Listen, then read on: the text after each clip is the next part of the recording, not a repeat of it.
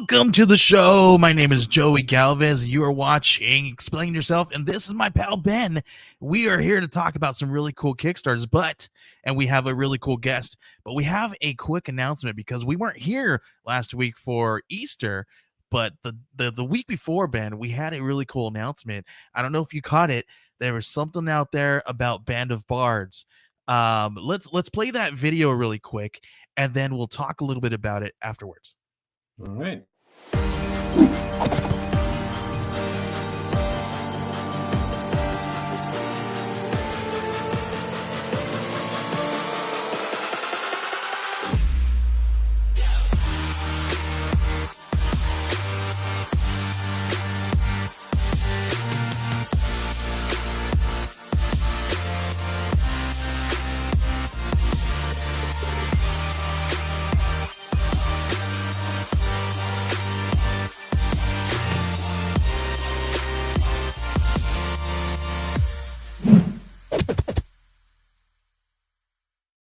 That's right. That video means that Band of Bards just announced that they are becoming a co-op business. They're transferring, moving some stuff around, right? So what that means is they are now a worker-owned business. So there's 6 people who are now worker owners. They all own part of Band of Bards. But what's cool about that is that they all have what it is, what a co-op is you get to everybody has their vote, right? And they all vote on whether or not these things move forward. So if they're going to bring a book on, they all vote, and it's got to be unanimous, and it moves forward, right? That is good news for everybody, because now it doesn't mean that it's just 1 or 2 people that are just moving things forward, right? Because they like it. Now we have so much more voices to input this stuff, right? So you now have all these really great minds coming together collectively to move these amazing works forward, right? Not only is that happening, is that they've also brought on community chairs from like the comic book LCS, from the PR side, and from the community, which is podcasters and people who just read the comics. They are bringing those people in to kind of even talk about how what and basically like what we're doing good and what we're not doing good, and how we can do things better, right? This is all collectively to do better things in the comic book industry. And what's really cool about it is a handful of us have been named. I've been named part of this as the head of crowdfunding operations, and I was already their social media manager, but they also brought me on as the board of as the vice president of the board of directors, so that we can make sure that all these really fun things happen, right? And along with this is so many new titles. We're also going to be opening up submissions, all kinds of fun stuff. We're bringing in new things, all fun stuff. Ben, what do you think about that, dude, when you heard about this? I thought it was exciting. Curious to learn more, which maybe we'll have some news about that in upcoming weeks. we're, Kind of we're go through that in more detail.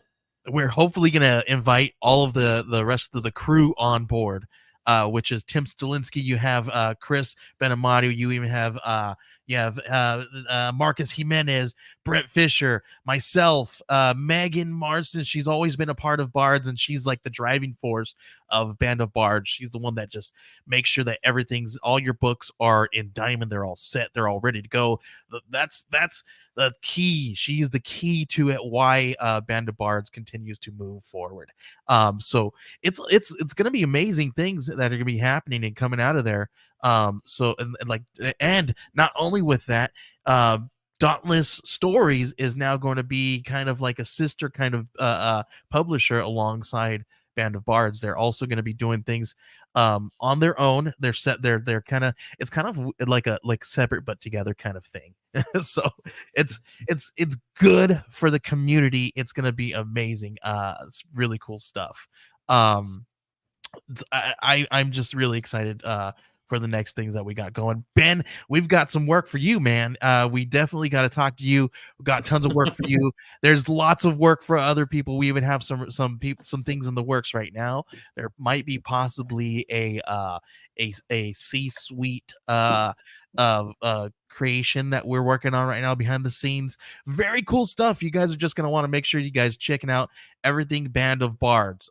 So with that said, let's stop talking about me and talk about all this stuff, and let's bring in our guest and talk about the Fog Within. Sean Wood, let's bring him in. How's it going, man? It's great. Thanks for having me. Wonderful, wonderful to have you here, man. Ben, please take over. Done. All right.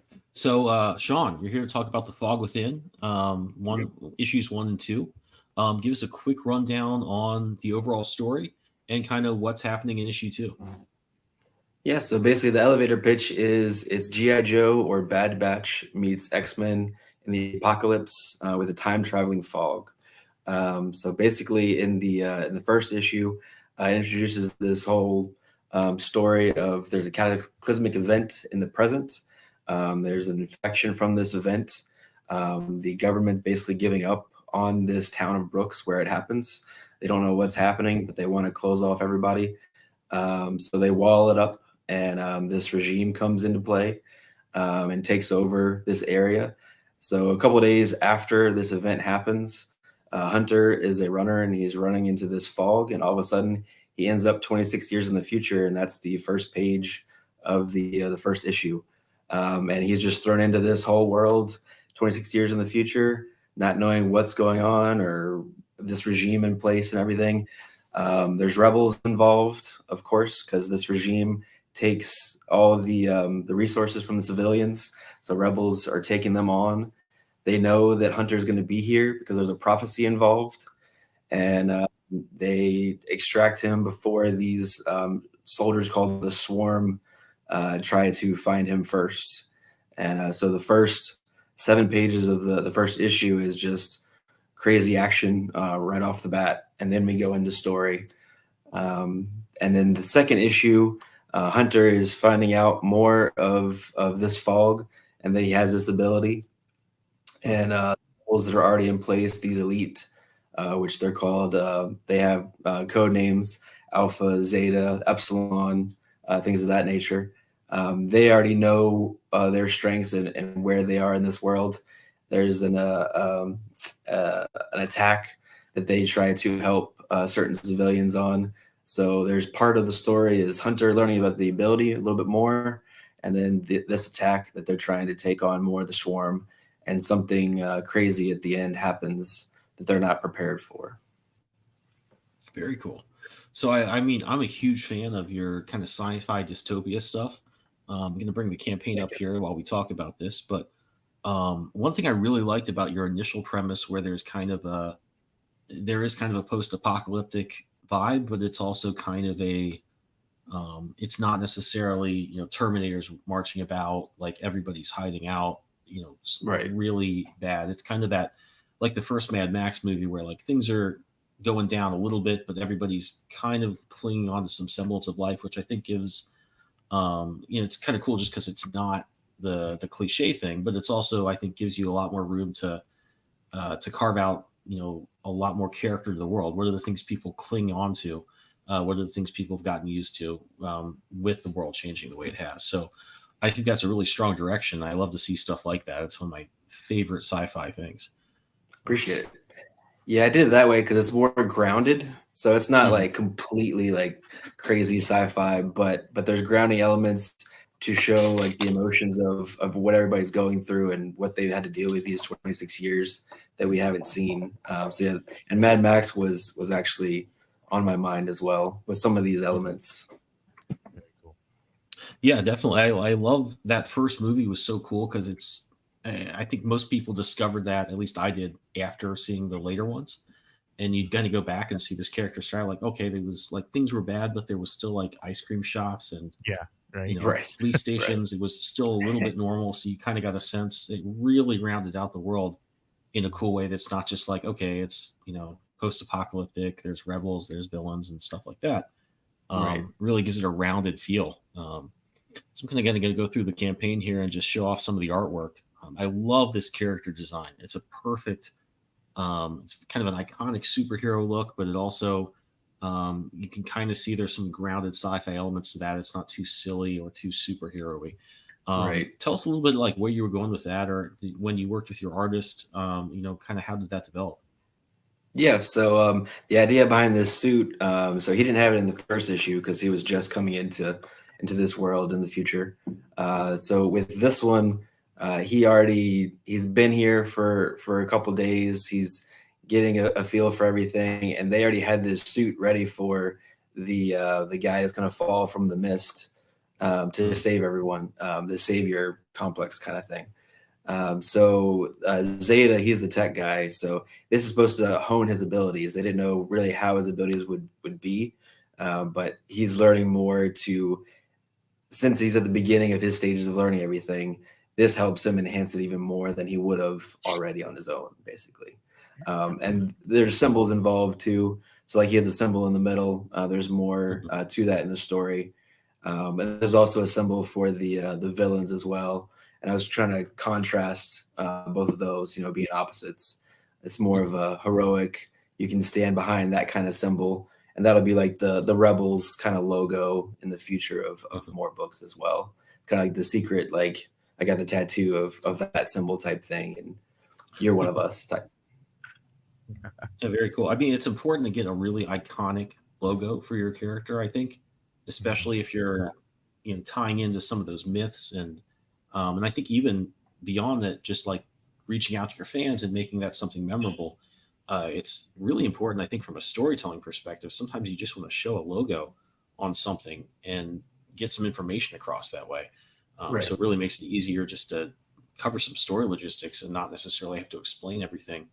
So it's kind of important from that regard as well. And that's something I think that a lot of writers, if you're just a writer, don't always think about. Sometimes, I mean, writer artists, I think, focus on those sorts of things just because it's going to make our lives a little bit easier. But tell me a little bit, like, does the artist you're working with, David here, or David, like, how David much Dion. input did he have, and like, tell us about your collaboration a little bit. Yeah, I mean, he's great. I mean, he's crazy fast for one. He's crazy detailed.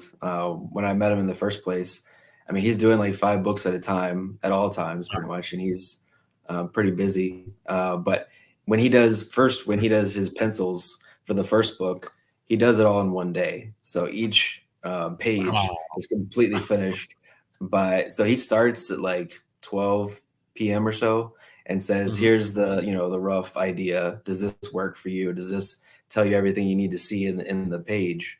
And then by 8 o'clock, 9 o'clock at night, the page is completely done. So for the second issue, so the first issue, he just did pencils because he said he didn't want to do inks because he had so much work going on. And we were just building that rapport. But now he loves the story. I love the story. And he said he wants to take ownership of the inks as well. And he does everything traditionally too. So it's all traditional pencils, traditional inks, and it's beautiful too. When he does the inks now, so he does a little bit less detail in the pencils. And then does all the details in the inks. And he still does it all in one day. And there was times where he was getting behind on other things and doing so many different things at the same time, where he did 2 pages for me a couple times in this whole process. And it was pencils and inks all in one day, 2 pages. Wow. And it just blew me away. But his character designs are amazing too. Absolutely. We changed a couple of things after the fact of the character design, but we got the rough idea, and then we started doing the actual pages they're involved with. That's where it made more sense and all came into place of like how he's going to move in that suit type thing. Like the armor was bigger in the shoulders, but if he's being more fluid and things like that, he can't have it that bulky and that type of thing. So yeah, I found that in my books, like I come up with a character design and think like, okay, when I get to issue 3 and these guys come in, they're going to look like this. And then when I got there, I'm like, wait a second, that requires so much story real estate. It's not going to work, and had to come up with a new plan. And that happens to me a lot. Right. So yeah, it's not surprising to hear that sometimes once you get in there page to page, like you say, okay, this it maybe just complicates things in a way that isn't fun to read or isn't good for a reader, and you kind of have to think on your feet. One thing I did want to ask about before we talked about some of maybe the artistic influences is your colorist here is doing some really nice stuff. I would say this is big 2 caliber work here. Yeah, Tell I us a little bit agree. about that. Yeah, so he's the same guy that did the first issue as well. Okay. I did research for a couple months when I started out this whole process for the whole team. Still didn't know what I was doing at the time, but I just knew what I liked, what I saw. Of course, that's the easy Mhm. part. You know what you like, whether it's Yeah. the right thing for that team or not. It depends. But yeah, we hit it off. His name is Josh Rodriguez. Um, he did one book for Image. There's one issue. There was like Okay. I can't remember what the title was called, but it was something to do with Jesus in a weird way, as like a vampire or something. I'm not sure, but he did do something for Image at one point. And he does color. He does it all day every day for other Mhm. projects as well, indie projects. And I just got really lucky. Very vibrant. At first, I was still being new in the first issue. I wasn't sure how it would come out on print because, of Mhm. course, RGB versus CMYK, that kind of thing. I was nervous, but it came out beautiful in print. So I couldn't be more pleased. And he's easy to work with. If I do have a lot of input sometimes, so like he'll have what I let him go with whatever he thinks makes the most sense for the color schemes and everything, and I'll just ask him to tweak every now and again, and he's more than willing to tweak anything, and it doesn't take very long either after because he's already done all the flats and everything, and just switching out the colors is fairly easy for him. So yeah, it's been great. Yeah, I was going to say this panel in particular caught my eye because this is kind of hard to figure out. You have a lot of different characters, and you have a lot of local color, like just whatever their standard colors are. You Right. got to figure out a way to make that all work with the background, and then he's also thrown in this like the sort of danger. I don't know what that's called, but the Yeah. yellow and black stripe. Mhm. As like that's very easy to get overwhelmed with, but I think he's kind of done it in a way that like you've got all the characters being as strong as they need to be. You've also got the like the highlight of that color working in, and it still works with the whole page. And that's what makes me like really notice something is like AAA quality is when somebody figures out how to do that. I mean, you see so many indie books that the color is like either a little too simple or all over the place. It just doesn't quite work. You can really tell this guy's a pro. Really nice stuff, and I Yeah. think that's a Yeah. huge differentiator when you're looking at indie books that really makes something stand out. Look, like top notch quality. So really cool stuff there. Yeah. Appreciate it. Yeah, I love the. I said this earlier, but I love the design of these guys. I noticed that when your first issue was out. Really cool stuff. Are these kind of like the sort of evil troops of the world, like the bad guys? Yep. Yeah. So they're the swarm soldiers. So the idea is they're robotic when they talk. They have a swarm mind, all hive mind type mentality. So they're all connected, and we don't know where these soldiers came from, and we don't know a lot of things about them. That we just know they're there in this future, and anyone that's involved in this present time in the future. They don't know where they came from. They just all of a sudden, this regime, which they're called schism, is the overlords regime type Mm-hmm. governing body. Is that's the team, and the swarm is their soldiers. They don't know where any of these people came from. They just all of a sudden took power when there was a void of government. Mm-hmm. No, they're really Yeah, and the cool idea looking. behind the swarm soldiers themselves. So the color scheme, I've always been in love with like the Sentinels from X-Men. So that was kind of where that came from. The purplish or the blue and the red, that type of thing, and it came out beautiful. That's when I knew. In the second page of the first issue was where it was a big bold page of the swarm soldiers. And that's when I knew I had a good project going because it just looked insane. It just blew me away. I think that's the page I remember from your first campaign. I remember seeing that page where you have a pretty good shot of those guys. They take up most of the page. I'm like, yeah, that's a cool Yeah. design. I'm trying to remember Oh yeah. what it reminded me of, but it looked strong. It was really like impactful. I wasn't sure if they were the good or the bad guys, but I definitely wanted to know more, which was really cool to Right. see. Yeah. You always need those Foot Clan soldiers, right? Exactly. Yep. And they seem like they're easy to defeat too. Like in the first issue, first 7 pages of that whole action sequence, they're the elite rebels. They're just taking them on like it's nothing, and they're just having fun basically, getting Hunter out of the area and extracting him. So you think that's going to happen in this issue too, and there's a little bit of that. They're having a lot of fun. It's just cool action, but then something happens. So it seems easy, but it's not always easy. It can't be that easy because that's not just boring. So yeah. So one other question I had was, you mentioned that like early Jim Lee was an influence, and I thought that was interesting because I love Jim Lee's early stuff, and have a few pages of that I can like throw up on screen, based if we kind of go in that direction. But what made you say that? Was it like just the early like X-Men comics, or was it like something about like that early stuff he was doing where it was a little rougher, where he's doing Punisher, the sort of relaunch of X-Men? Is there like, what was your thinking there in terms of like how you wanted this to look? So really the first thing that I ever, started buying myself or seeing, at comic shops when I was young, I was born in late 80s. So, the X-Men was the huge thing when I was younger. So the X-Men #1, when Jim Lee did that and just all of those, that's just where I really fell in love with comics. I had comics already in my life from my dad. He has 10,000 plus comics growing up, and all the crazy storylines from the 70s, 80s, and up to like mid 90s or so is when he was collecting.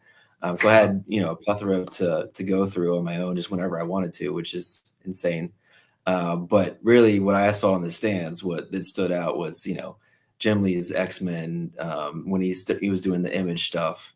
Grifter was pretty cool, in that time frame and stuff like that. So the rough, just the rough detail of everything. He's more refined now, and I still love everything Jim Lee. How can you not? But just that's what drew my eye to David's stuff. That's really what I was hoping I could find, because I know it was out there, but just whether or not I could actually afford that, for my first book. Trying to get out there was another thing, but yeah, it's worked out though. Yeah, there were like a few years where Jim Lee he was doing Punisher, and I think he actually had to work over somebody else's roughs initially because they realized he could draw really well. But they're like, okay, you don't quite know how you're telling a story. You don't know quite how to make a cover look cool. And that's what I love about this. Obviously, I'm not knocking the guy. He's on the Mount Rushmore of comic artists. But there's something so cool about seeing like his developmental stuff. And there's stuff that I even remember. Like I couldn't find a picture of it in the time I had, but like just the ads for like the Punisher Game Boy game that like if you look back on it compared to his stuff, even by the time he was doing X-Men 1, he was much better than that. But there was something really cool and energetic about seeing him figure out how to become Jim Lee. That is always fun to see, and that's why I love seeing pieces like this, because you're like, okay, that's like I would look at that and be like, yeah, that's Jim Lee, but there's a ton of different stuff he's trying out, like here with the brushes. And the Zipatone, obviously, the faces aren't quite what we're used to seeing, but that was such a fun era of his stuff, and so I was really interested. Look at that price tag! Whoa! Oh, sorry, I just jumped out of there. That price tag down there, man! Woo! What was it? It was like almost 3,500. Oh wow! Yeah. That's. I think honestly, I couldn't tell if it said 100 or K, man. That was a lot of numbers, a lot of zeros. I'm surprised it was that little, if that's what it was. It's probably 35K, man. Wow. Woo! That thing's nice though. Yeah, no, absolutely. I love that that era. Not only is there, it's cool to see somebody develop and turn into the sort of iconic Jim Lee style that we're used to, but it's also just like, for me at least, there's a ton of nostalgia to that stuff too. Because like, oh yeah, I remember that cover. That was like, when him and Tom McFarlane and Liefeld were starting to get popular, it was like, wow, things are so different now. That's just head and shoulders above Buscema and all the stuff. Those guys are obviously legendary as well. But it was so exciting to see that stuff. And I can definitely see some of that here. And that's why I was interested to talk about that. The way these blacks are spotted and, obviously the way the highlights are in there, and you're kind of doing some, your artist is doing like some dry brush effects on different parts. So you got like that different texture. And when you shared that, I was like, yeah, I can really actually see a lot of the early Jim Lee stuff in there, which I was excited. Yeah, and really the feel of the whole book and the whole feel of everything was really the idea of 90s over the top action, but also story driven, not just action for action's sake. That's just what I've always loved about comics. It's just the crazy. Like each issue should have something going on, not just being philosophical. Some of those issues that gets kind of boring, but having the story driven, the character driven stuff with some kind of sequence going on in the whole book. So the 90s over the top action was definitely huge, the huge part of the idea for everything. Yeah, I think that's kind of a good thing, just fundamentally for people to look at. I think that we've gone through this era where Brian Michael Bendis was so popular and everything was decompressed, and you'd have 6-issue arcs where like not a ton would happen. And once people got used to that, which is not to knock on that stuff at all, but I think that like there used to be sort of a like, hey, every 5 pages somebody better throw a punch, which is not necessarily, you don't want everything to be cookie cutter. But I think once the lines were blurred and it's like, well, there's decompressed stuff and there's this and there's that, I think people kind of lost track of that fundamental impulse to, okay, somebody's reading this book and they might not be sold on it completely. I need to keep making sure things are happening that are interesting. I think that did get lost a little bit. And as indie comics creators, we really have to look at that and be like, okay, I've got a few pages of my Kickstarter campaign, or I'm sending out a free preview. I need to make sure that, like, if I were selling the X-Men, I could probably take my time. But being as I'm like introducing a new world, unknown creators, new story, I've got to make sure I'm really drawing you in and keeping you drawn in. And I think that's a little bit of, there's some pressure to that, but it's really important to be aware of it. And when you mentioned like how quickly you get through the premise of the story in your first issue, it sounds like you really have an eye on that. Yeah, the funny thing is, so you mentioned Brian Michael Bendis. He's actually the one that gave me the idea to do the first 7 pages, just complete nonstop action to draw you in. So I was part of his Substack class, and that's what he said that he learned, late in his career from other writers, that a lot of times you have the story laid out the way you want it, and then by the 3rd issue you have something crazy happening, and that's where it builds. Whereas you really want your 3rd issue to be your first issue, and then be telling the story at the same time. So that's why I started out the first issue the way I did, because of his talk on the 3rd issue being the first. Yeah, that's a good point to make, and I sort of feel dumb having made him the emblem of somebody who doesn't do that, and then it was all along his idea. Nice twist. Oh, sorry, my bad. Yeah, walked right into that one. But it kind of reminds me of, like, if you've read interviews with Robert Kirkman on both Invincible and Walking Dead, he wanted the big twists that kind of defined those series to come out way, way, way later, and people were like, "No, dude, you gotta lay that down really early," and they were right to. Yeah. A good first issue tells you exactly what's going to be happening in the whole series. Yeah. Exactly. Yeah, absolutely. Yeah. I think it's about that time to take a quick little break, and we'll talk a little bit about some marketing and all that good stuff on the back. And just go ahead and play. Let's go ahead. I don't know. Should we just play that co-op video again? Why not? No, we could.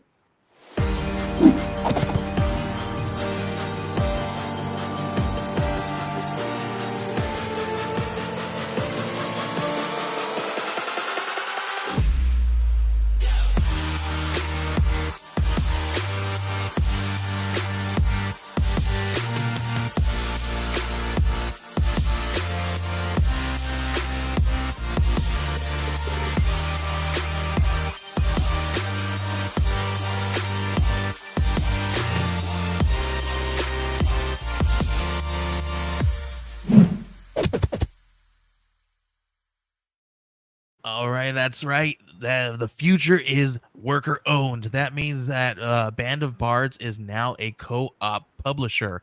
It means comic creators now have a voice, and you guys can do that through bringing some amazing stories forward.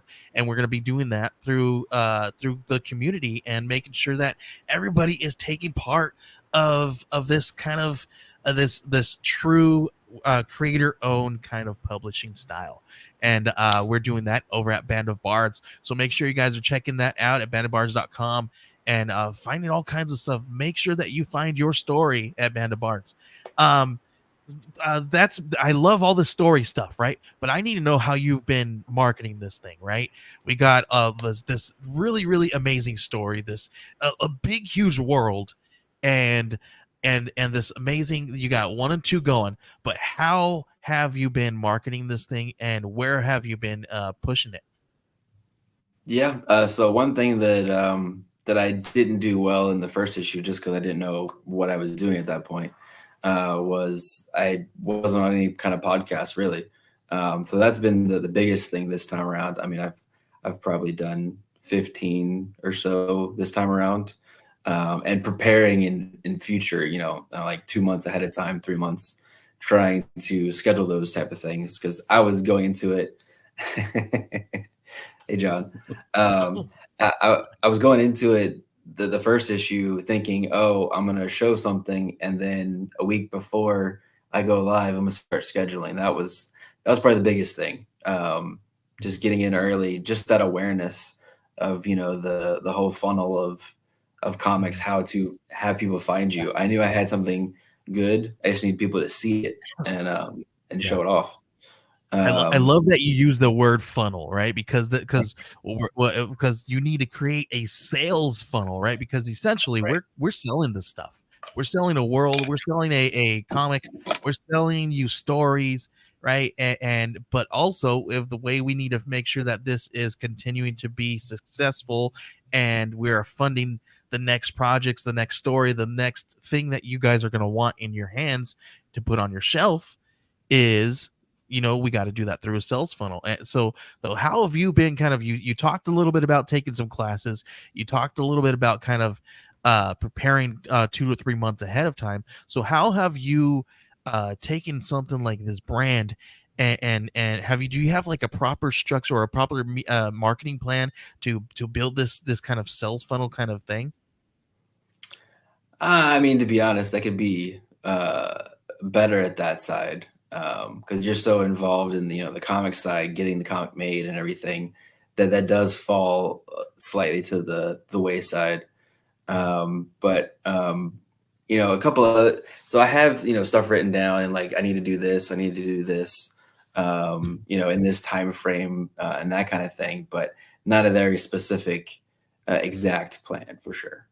Unfortunately. Yeah, Like I know I need to do sometimes better. that can hurt you, right? You can kind of Yeah.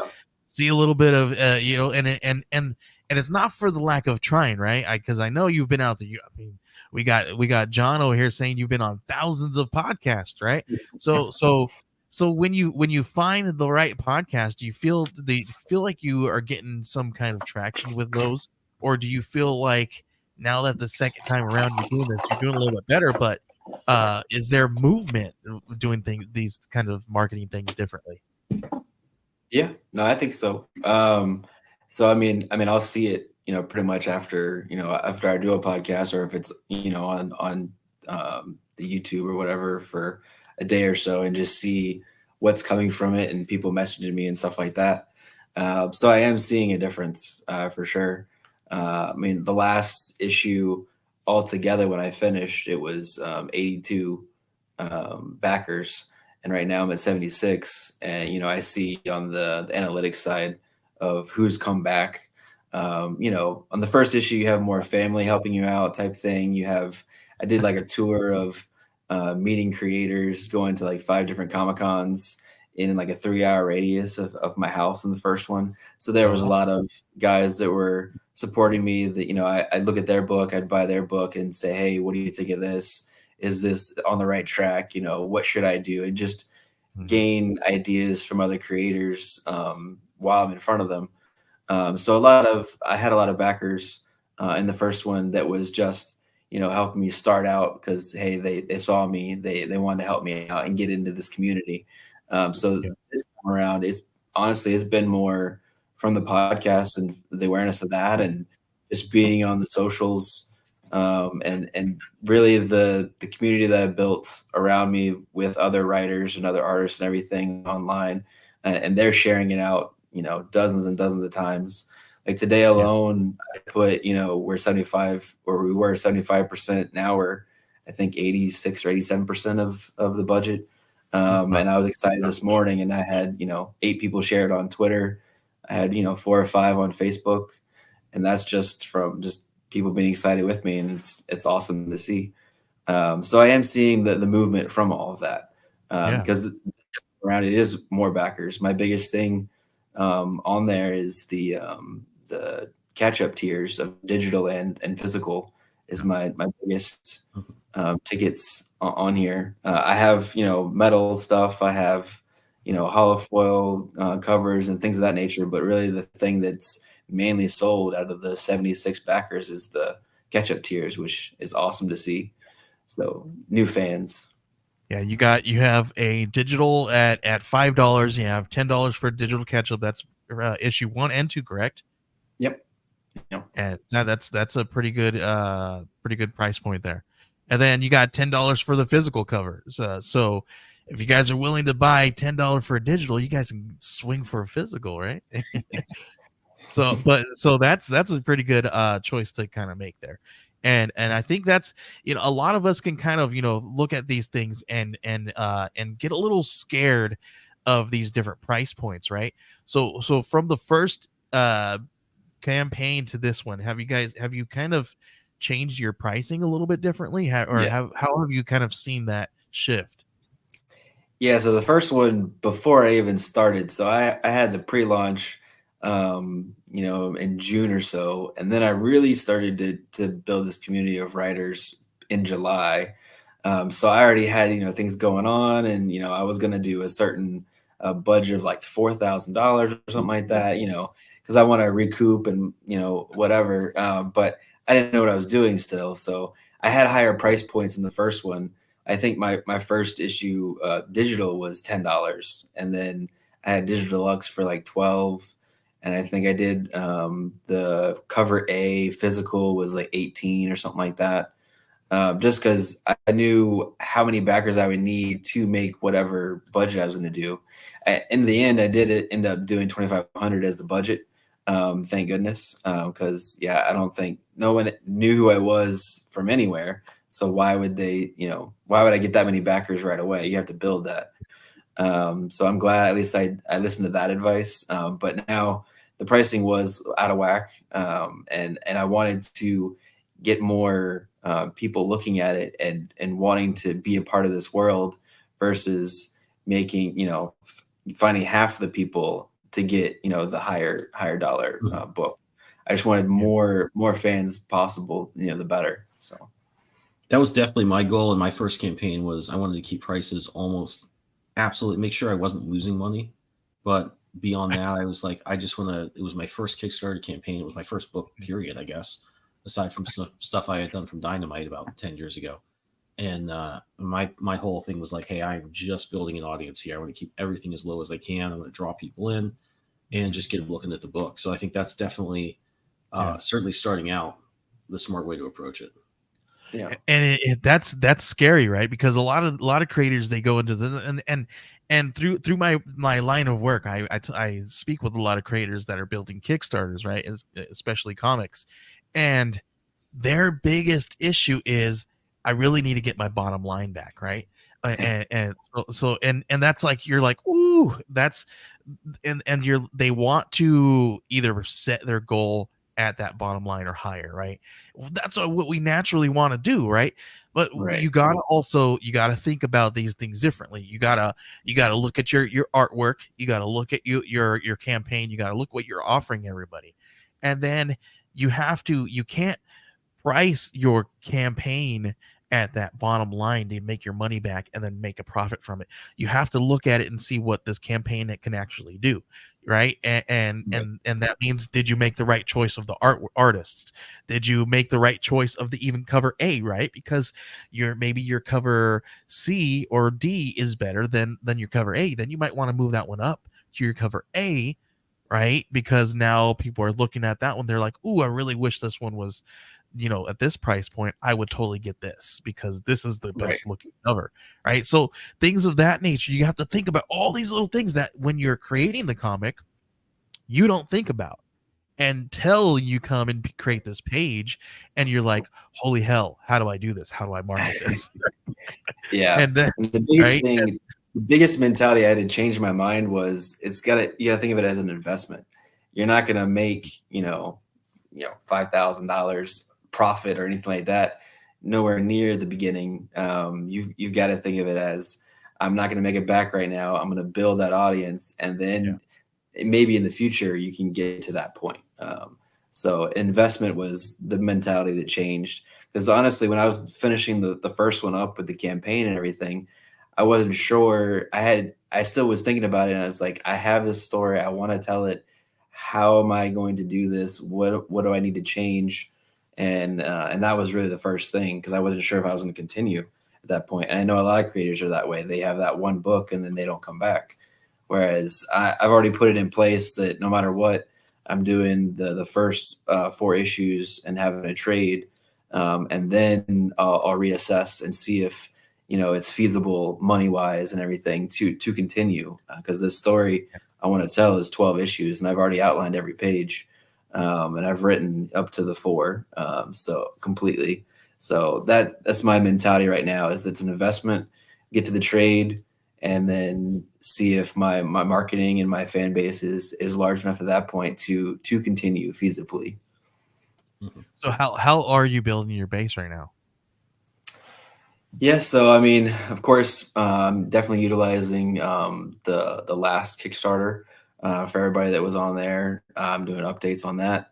One thing I need to do better on is the email, the newsletter. I haven't been to anything physically to do like the con thing, like give you a sticker if you sign up, that type of stuff yet, which I'm going to be doing next year because I'll have 3 issues by that point, to do a couple local cons and things of that nature and get into that world. But one thing I did in the first book, I didn't do in the second one because I didn't really see a return on it, was there's a thing called King's, I think it's King Sumo. Just getting it out there, and I did do a $25 gift card if you sign up for my pre-launch in the first one, and through Facebook ads and things of that nature. And of course, I got plenty of people that did it, but they weren't real. They weren't backing it. So it was, I had numbers on the pre-launch, but that didn't mean anything if they're not going to actually back the book. So I refrained from doing that this time. I saw that was pretty popular last year, or going around during the Kickstarter, like Christmas kind of season. I've seen that happen, and I mean, it works to kind of grow your base. If you're using something like that to grow your base, to use it to gain their emails, right? And then you market them through your email list and your kind of thing like that. That's good. But to get it to expect them to cross over and to convert to an actual backer, that's a little bit harder, right? Now you have to do a little bit more work there instead of just giving them something for free, because they're going to come out for free stuff all the time, right? It doesn't necessarily mean that they're going to be back when you're selling something, because they're like, hey, I was just here for the free thing, man. So so it's good, you got to think of those things differently and be strategic about it. If you're going to grow your base, it's a good thing to kind of do like that. Maybe I wouldn't give like a free gift card or $20 gift card, maybe like some comics or like things. Figure out different things that your base likes. You can figure those things out and kind of market research those things. But you got to think about these things differently sometimes. And they work for different things, and it may not work for every single campaign that you do as well. So you just got to play with it and mess around with some of these ideas. And some of these ideas are great. Like you mentioned a digital deluxe, right? I feel like that is really good right now, because we saw trends where this last year where a lot of people I've seen a lot of more people saying, "Oh well, my biggest backed pledge right now is or reward right now is digital. I can't even get anybody to get a physical, right?" So I kind of played around with a little bit of a thing with our archetypes where we did a digital. And then we did a digital deluxe where we loaded them up with an astronomical amount of digital rewards, right? And all we did was like we maybe brought it up like $1 or $2 more, right? And Right. and people started they people got the digital deluxe, and not only did we also put a standard cover, and we did a really cool textured cover, right? But what I saw was both digital deluxe, and all my physicals were neck and neck. My physicals were obviously they were a little bit more than my digitals, but they were pretty neck and neck. And I think if I would not have done that digital deluxe, I might have that digital probably would have outlasted my outran my physicals, right?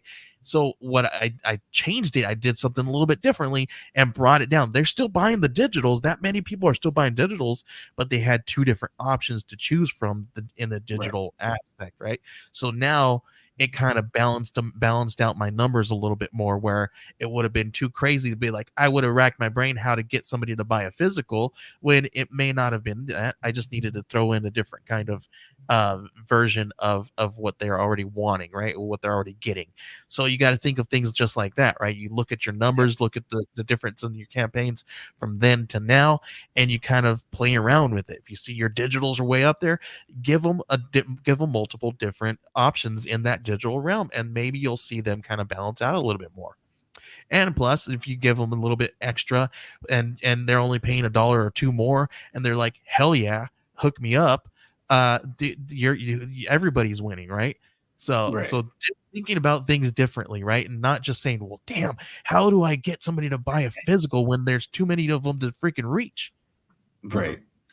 Well, Yeah. and that's, I think, something that I don't know if we're there yet, comics wise, where I think we'll be mostly digital someday. I know I'm not the biggest collector. I love reading stuff, but I only have so much room.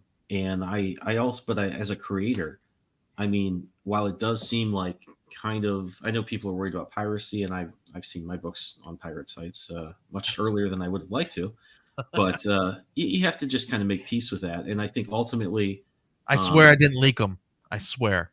you're at the top of my list of suspects, dude. I don't know. I'm still ironing some stuff out there, find some clues, but you're gonna figure it out. You're not safe.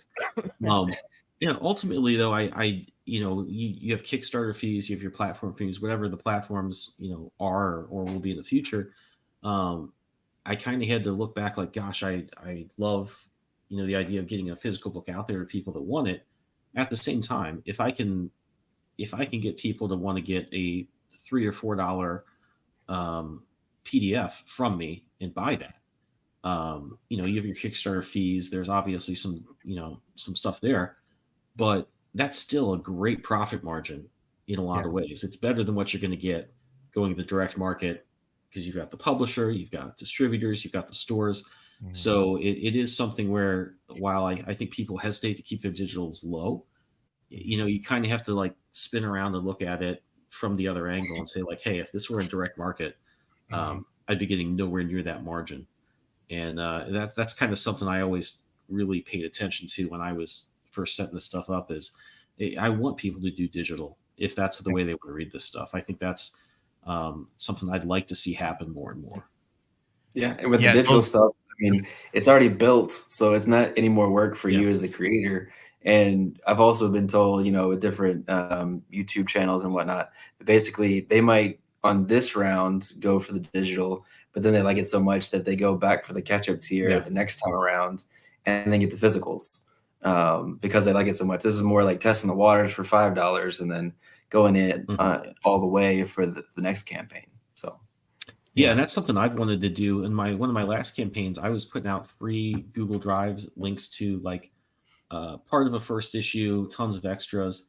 People don't really do that, but I kind of thought to myself, this is something I'm going to do in the future for my other campaigns. Is, if I threw a digital up on Kickstarter that's kind of like my starter book, get it as low as I possibly can, And if I'm confident in my books, I think the artwork's good, I think the story's good, and I think people are going to want to see more. If that's where you are with your book, Yeah. that's a great deal for like a couple bucks. If you can just get someone to pay attention to you for a little bit, Yeah. that's something Yeah. people really struggle to do in the real world for any number of products.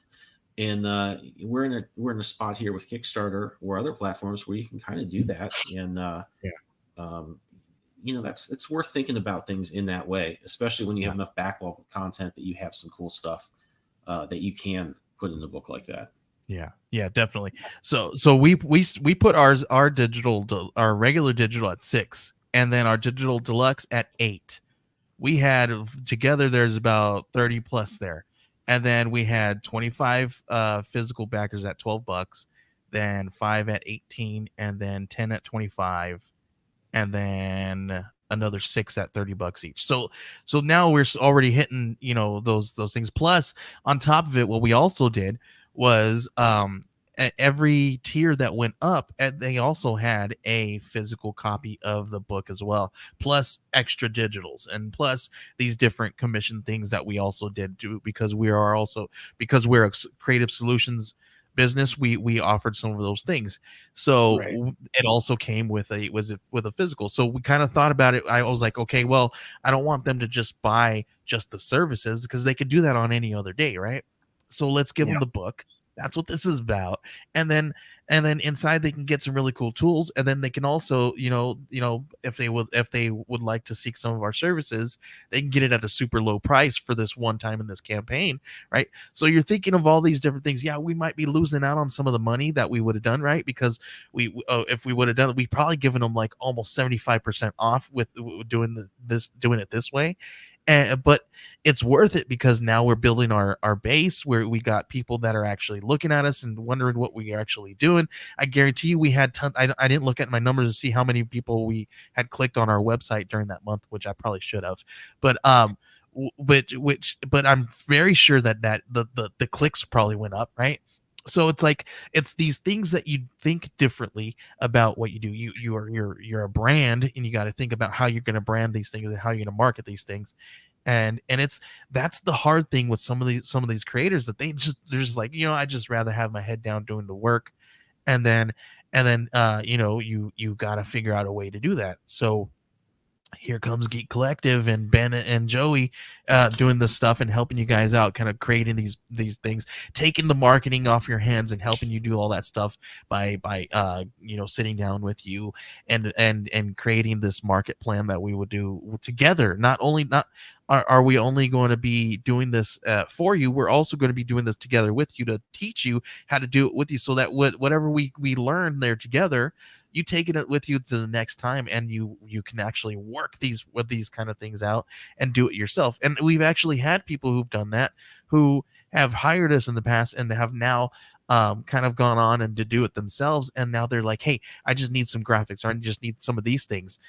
Because now we've taught them how to build it out themselves, and they've even kind of taught us some of the things in turn, right? Because we're all kind of doing this thing where we're not only are we teaching, we're also learning as well, and as we're doing them, right? So it's just this amazing community that we can create if we continue to kind of work off of each other and do that kind of stuff. Ben has taught me so much from so many different things, and the way from the way things look, the way things are market. Dude, he's a marketing genius. Don't let anybody tell you different. Ben is a marketing genius. He knows what he's doing. Yeah, I'll send the money I agreed upon for saying that, and PayPal is on its way. With that said, we're at the end of our show here. We got about 5 minutes left. This is usually the time where we talk a little bit about stuff that we're doing. Ben, you're the only one with something going on in pre-launch right now. I don't have anything in pre-launch. I have a couple of clients that have something that are going to be coming up very soon.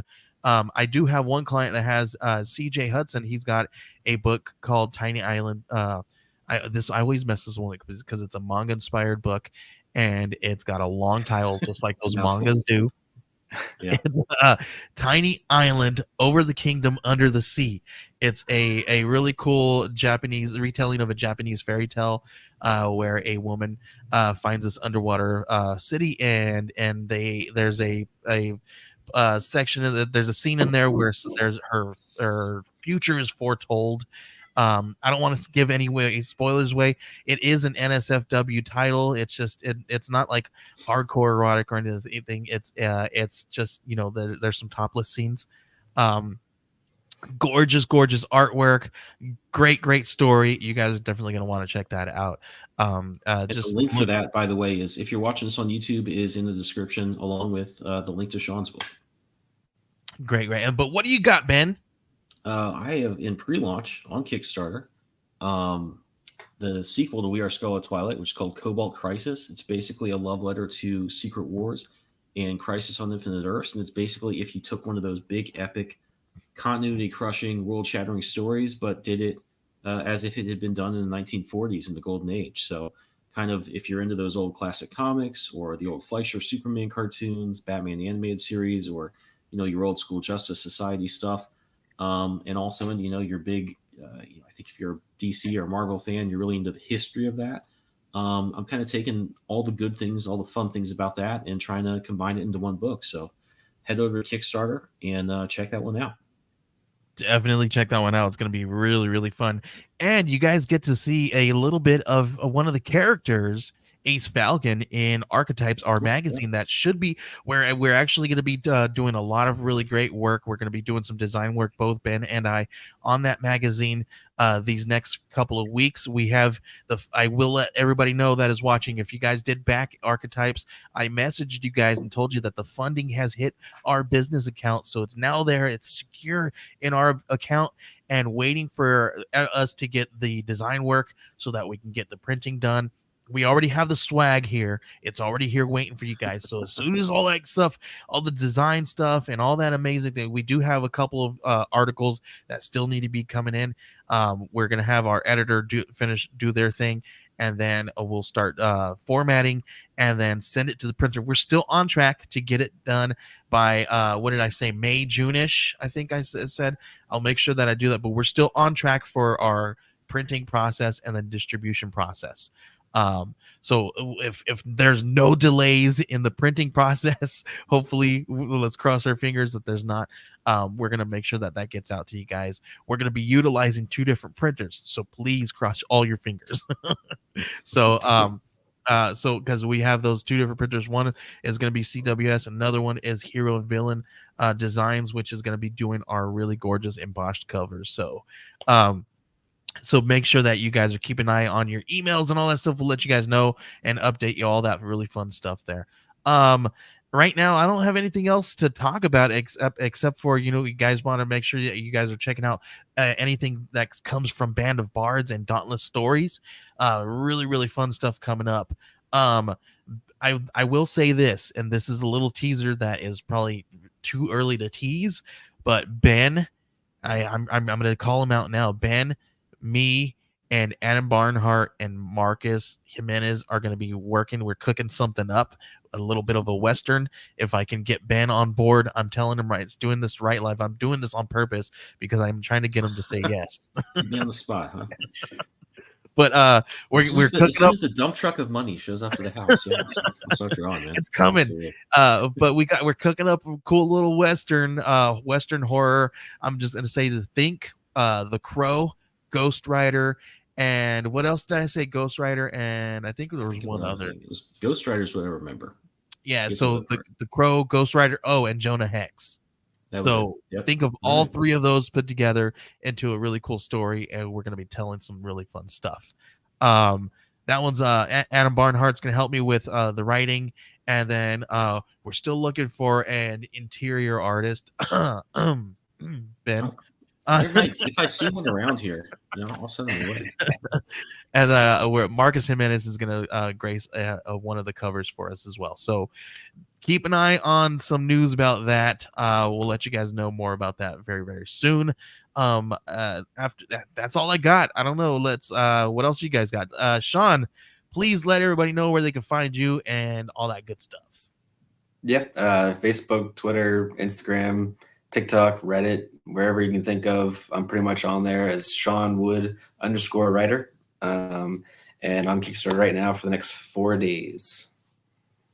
All right. And like I said, that link is in the description. So scroll on down there and you'll head right over to that live campaign page.